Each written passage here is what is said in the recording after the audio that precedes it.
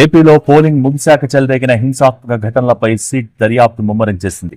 క్షేత్రస్థాయిలో పర్యటిస్తున్న సిట్ టీములు ఎక్కడెక్కడ దాడులు జరిగాయి, గొడవలకు దారితీసిన పరిస్థితులపై ఆరా తీస్తున్నాయి. గొడవలు ఎలా మొదలయ్యాయి, దాడులకు కారకులు ఎవరు, హింసాత్మక ఘటనలను నివారించడానికి పోలీసులు చర్యలు తీసుకున్నారా లేదా, పోలీసు అధికారుల నిర్లక్ష్యం ఏమన్నా ఉందా అనే కోణాల్లో విస్తృత దర్యాప్తు చేస్తున్నాయి సిట్ టీములు.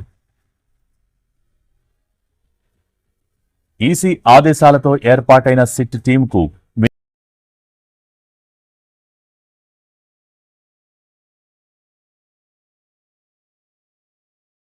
బ్రిజ్లాల్ చీఫ్ గా ఉన్నారు. సిట్ బృందంలో 13 మంది సభ్యులున్నారు. 2 రోజుల్లోనే నివేదిక ఇవ్వాలని ఆదేశించడంతో నిన్న పలు ప్రాంతాల్లో సిట్ టీములు చేరుకుని దర్యాప్తు జరిపాయి. పల్నాడు, అనంతపురం, చిత్తూరు జిల్లాల్లో చెలరేగిన హింసాత్మక ఘటనలు పోలీసుల నిర్లక్ష్యంపై ఆరా తీస్తున్నాయి. ప్రతి కేసును పరిశీలించి నివేదిక రూపొందించనుంది సిట్.